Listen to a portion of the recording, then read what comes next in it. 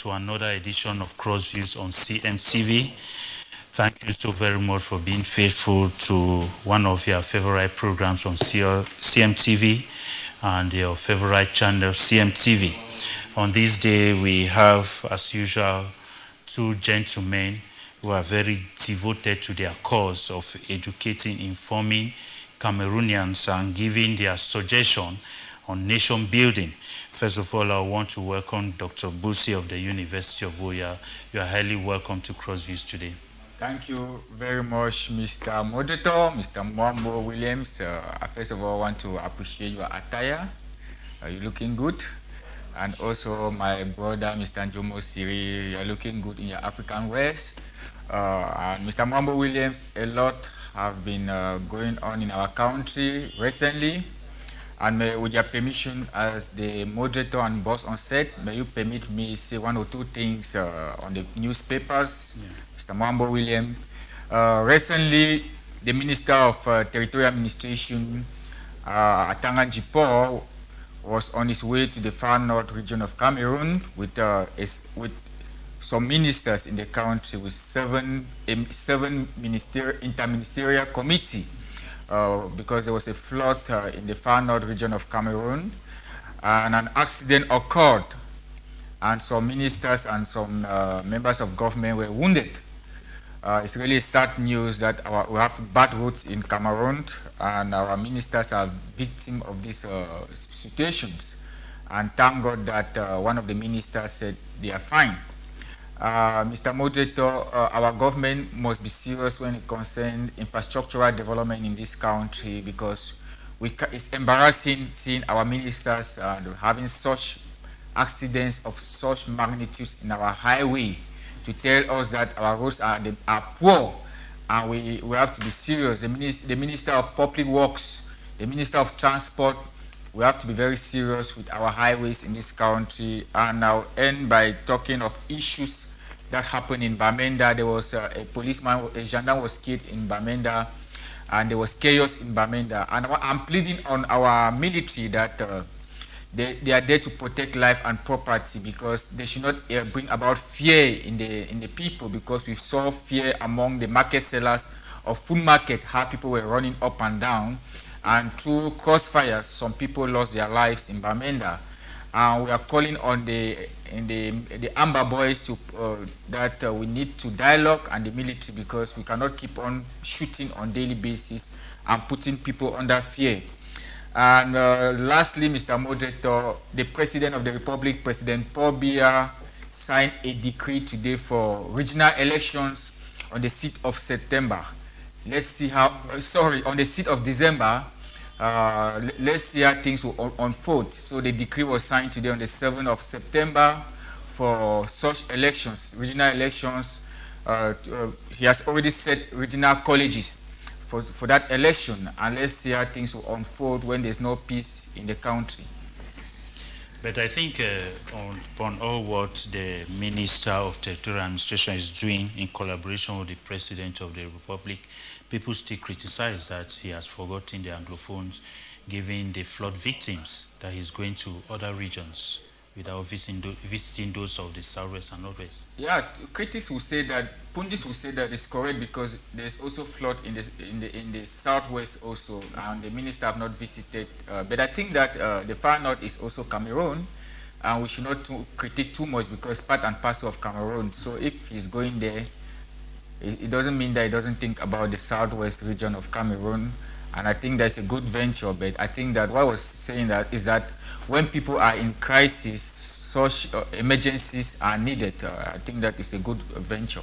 Maybe it could be that those who laugh last best. This time I want to welcome Mr. Njomo Siri, who has always been with us. You're highly welcome to another edition of Crossviews. Thanks, Mr. Mwambo Williams. Good evening to you, moderator, and to my learned panelist, Dr. Busi Ernest. Thanks for making me part of this evening festive. I also extend my greetings to the team behind the camera and to the management of CMTV. You elected viewers tonight, I want to greet you. Sit comfortable, maybe get a pen for some of the critical things that will be chat tonight. First, the issue of Kevin, the 18 years boy that has been shipped to the maximum security prison in Yaoundé following examination fraud. I want to take you some 3 weeks or so memory lane as the Francophone baccalaureate science exam was fraught, was leaked, and so some students were identified, notably those who shared it on social media. And Kevin, the young boy from Bafoussam, happened to be one of those. For Bagante, happened to be one of those. And immediately after being detained at the regional prison in Bafoussam, he was moved to the maximum security prison in Yaoundé. And the issue I have with that manner of doing things, of course, is that the Minister of Secondary Education some weeks ago clearly identified some 4 members of the baccalaureate office who were given 3 months sanction, but nothing was done as far as their penal situation is concerned. I mean, they are still roving free in the neighborhoods of Yaoundé, and it is rather these scapegoats that have been brought to book. One thing we immediately got from the message is that Mr. Bia Paul and his team were planning to call for the regional election, and they needed something emotional and sensitive that was to distract Cameroonians from taking to the streets, as Professor Maurice Kamto called, and so they looked for the issue of Kevin. That is going to bring emotional feelings and draw the national opinion to rather focus on emotional issues rather than that of election. It is a rigmarole game that we have been denouncing now for some time, and we are very faithful that they will not play that for long again. Permit me also, Mr. Moderator, to declare the 150 million that was disbursed from the state funds to go and hire Ethiopia Airlines to fly back our minister from the far north after having been witness of a road accident. Just to say that as they went out for allowance for their tour in the far north following the flood incidents in Mora, actually 150,000 francs was given to each of them per day. When you have to multiply that times the 4 days that they spend outside, you start asking yourself, these very people that are already feeding very fast on state coffers, why should they continue flop their pocket with limited amount of money? I'm going to learn by talking about the tribalistic perspective that the so-called regional election is going to bring. Already in the Vuru region, we have seen a street protest in that Kambangondo from the indigene of Douala, notably decrying the fact that administrator appointed some traditional rulers who are not indigene from the littoral region. So these are some of the chaos that we were decrying, that they should not rush this issue, because anything they rush, it is obviously fake. Maybe in times to come, we shall be coming to that topic of traditional rulers who are appointed, who are not supposed to be there. We are still investigating some issues to have details about that.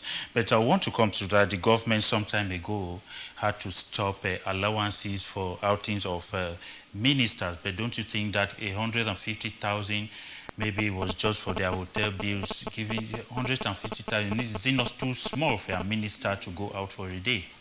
When you multiply that times 4, we are talking about 600,000 for 4 days.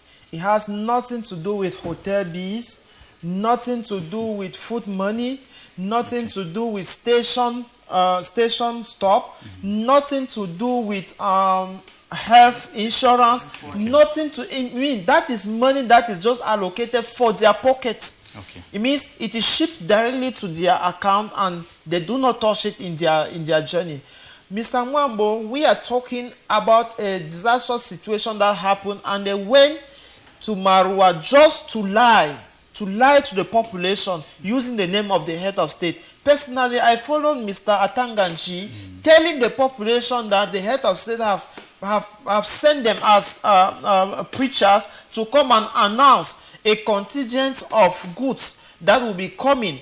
For a community that I know, like Waza, where they produce rice, you must have heard about Waza. That community is for the past decade now, almost every year, they announce of floods that stop people from cultivating, because there they cultivate practically rice. So it stops people from going for their activities. It does not just stop them, but even their habitation today is being attacked. And when we are living only on slogan and people are feeding their money, because when they are moving like that, I could have been very happy if they could move like that, and those allowances that is being given to them, they refuse. Okay. But the fact that they will take it and go and say lie, I think the incident is already affecting the people, and now their lies that they are telling them, because even for the next 20 years to come, nothing will happen. So it is a double lie that is killing the victims, and it is not good for our democracy. Okay, before staying to, I would like us to take this topic on the Anglophone crisis. Dear viewers,